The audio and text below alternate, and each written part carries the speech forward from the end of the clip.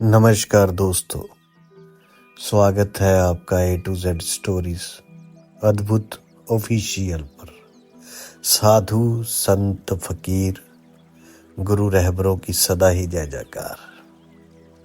साधु बोलते हैं दो बोल, पर उनका जो ज्ञान होता है वह बेहद गहरा होता है। जिस तरह वो कहते हैं ना, गागर में सागर।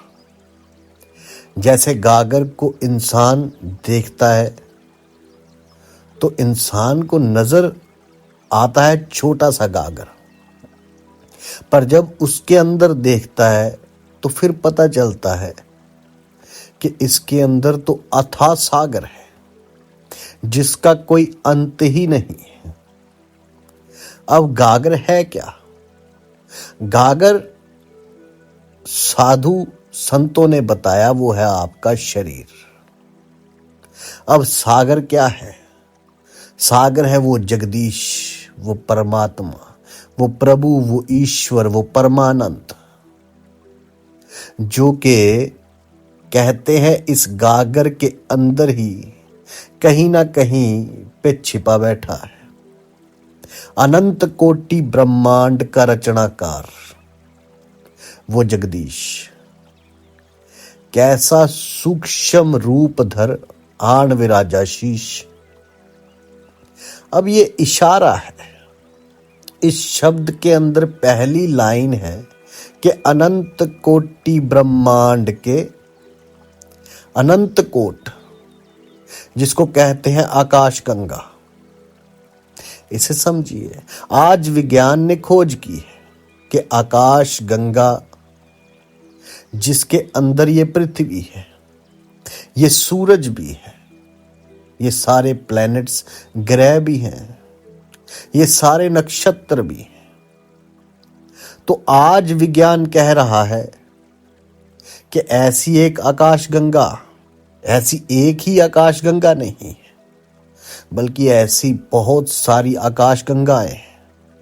ये पूरा ब्रह्मांड के बीच में, और इन्हें पैदा करने वाला वो जगदीश।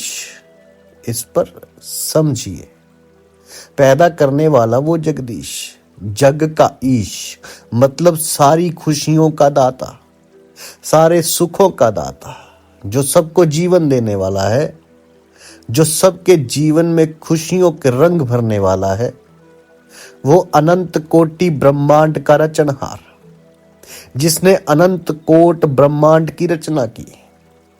अब जरा गौर कीजिए कि अनंत कोट ब्रह्मांड की रचना करने वाला वो परमात्मा, वो ईश्वर, वो खुदा इतना विशाल है, इतना बड़ा है, पर देखो कैसा सूक्ष्म रूप धार आन विराजा शीश।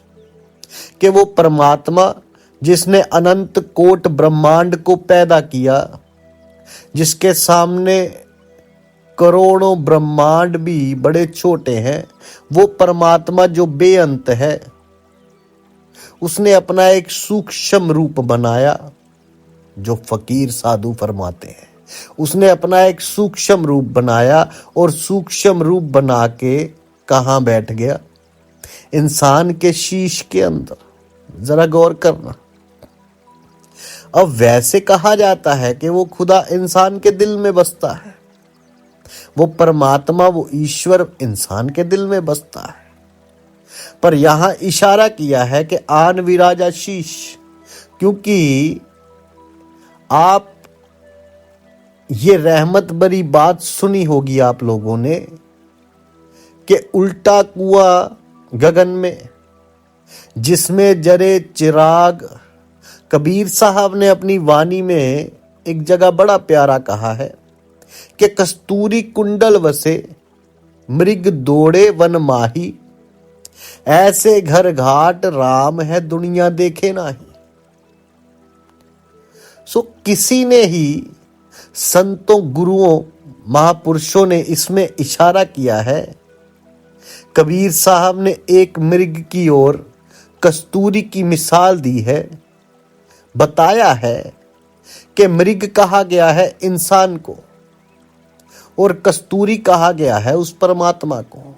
वो कहते हैं जिस तरह कस्तूरी हिरन के अंदर ही होती है, उसकी नाभि में होती है, पर वो हिरन उसकी तलाश में वन वन घूमता है, बाहर ढूंढ रहा है, इसलिए सारी जिंदगी उसकी कस्तूरी से मुलाकात ही नहीं हो पाती।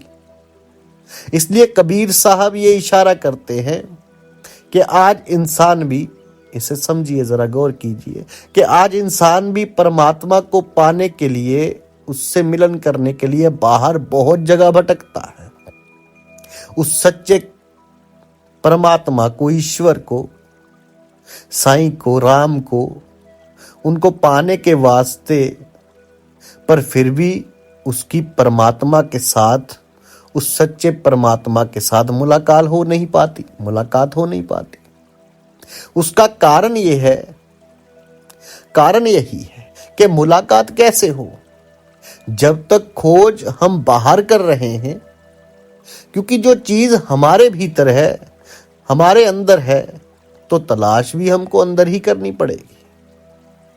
इसलिए ये शब्द में कबीर साहब ने ये बात बताई है, और जो शब्द है कि अनंत कोटि ब्रह्मांड के रचनाहार जगदीश, कैसा सूक्ष्म रूप धर आण विराजे शीस।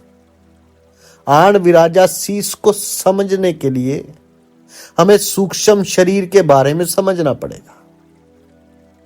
एकता है स्थूल शरीर। स्थूल शरीर इंसान है, मिट्टी तो, भोजन तो, जिसको कह देते हैं माटी का पुतला, जो भोजन से बनता है। ये समझने के लिए बाहर का शरीर है, जिसको अनामय कोश कहा गया है, जो अन्न जल से बनता है। जो हम भोजन करते हैं उससे ही शरीर तैयार होता है। पर एक है सूक्ष्म शरीर। अब जरा गौर कीजिए कि जब उस खुदा ने, उस परमात्मा के घर की बात आती है, अनंत कोट ब्रह्मांड के दाता जो है, वो किसी के शीश में बैठे हैं, तो उनके बारे थोड़ा सा इस सूक्ष्म शरीर को समझना पड़ेगा, क्योंकि ये स्थूल शरीर है। अब जे कोई स्थूल शरीर को लेकर डॉक्टर के पास जाए, कहे कि डॉक्टर साहब लो, संत गुरु रहबर फकीर साधु कहते हैं कि इस शरीर के बीच में परमात्मा है, इस शीश के बीच परमात्मा है, इसको ऑपरेशन करके निकाल दो। तो इसे समझिए, ये इतना आसान नहीं है। फकीरों ने फरमाया, साधु संतों ने फरमाया कि ये नहीं है वो कह रहे हैं कि तुम्हारे शीश में परमात्मा है, तो किसी डॉक्टर के पास गए, ऑपरेशन करवाया और लो। इतना आसान नहीं है, क्योंकि आप चाहे इस शरीर को ले जाकर कहीं भी इसके टुकड़े टुकड़े भी करवा लें, तो भी कहीं परमात्मा की खोज खबर नहीं मिलेगी। क्योंकि परमात्मा का संबंध, रब का संबंध, वो सोने साईं ईश्वर का संबंध जो है, वो बाहर के शरीर से नहीं है। क्योंकि परमात्मा को जो हमें बाहर के शरीर दिया है हमको, उसके जरिए हम दुनिया से बातचीत करते हैं या दुनिया के साथ विचरते हैं, एक दूसरे के साथ मिलते हैं, बोलते हैं। वो सारा कुछ इस शरीर के जरिए होता है। इसलिए जहां जिस चीज की हमें जरूरत है, कुदरत ने वहां वो चीज हमें दी है। इसलिए तो जब मौत हो जाती है, स्थूल शरीर और सूक्ष्म शरीर का लिंक जो है वो खत्म हो जाता है। इसे समझिए। फिर वो देखता है कि सदा उस जीव से हमारा नाता खत्म हो जाता है, क्योंकि मिलन वास्ते, गल बात करन वास्ते हमें ये सब दिया गया था। शरीर का होना जरूरी है। तो अब जब बात आती है उस परमात्मा के घर की, उस खुदा के घर की, तो अंदर यानी सूक्ष्म शरीर की, और उससे सूक्ष्म शरीर के बीच में 7 चक्रों की बात आती है। इसलिए ये बात याद रखना कि जो सहस्त्रार चक्र है, जिसको क्राउन चक्र भी कहते हैं, जहां कहा गया है कि वो सच्चा परमात्मा, वो साईं, वो प्रभु, वो ईश्वर विराजता है। और इसी शब्द अंदर भी इशारा किया गया है कि ऐसा सूक्ष्म रूपधार आन विराजा शीश। इसलिए ये बात याद रखो कि ये चक्र जहां कहा गया है कि आन विराजा शीश, उसको क्राउन चक्र भी कहा गया है, क्योंकि इंसान के बिल्कुल सिर के बीचों बीच, जिसे हम पंजाबी में गब्बा भी कह देते हैं। अब जरा गौर करने वाली बात यह है कि किस तरह हम अपनी ऊर्जा, उस शक्ति को उस चक्र तक ले जा सकते हैं, जहां जाके वो परमात्मा के घर के सारे राज खुल जाते हैं, वो सारे भेद खुल जाते हैं। और उस राज को समझने के लिए ही संतों, गुरु, रहबरों की जरूरत होती, क्योंकि वो युक्ति बताते हैं। ये संत ही बताते हैं, फकीर ही बताते हैं, वो युक्ति बताते हैं, वो विधि मुर्शद बताते हैं, जिसको पाकर इंसान को पता लगता है कि वो सारे जगत की रचना करने वाला वो प्रभु मेरे अंदर ही बैठा है।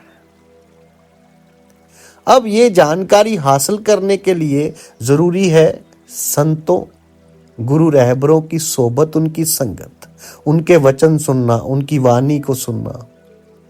पर अब उनकी सोबत में बैठ के भी वही जीव उस मंजिल को पा सकता है।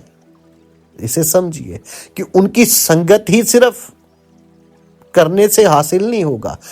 उनकी संगत करने से, संतों, गुरु, रहबरों, फकीरों की, पीरों की, उनकी संगत करने से भी वो मंजिल उसी को मिलेगी जिसके अंदर उसको पाने की तड़प हो।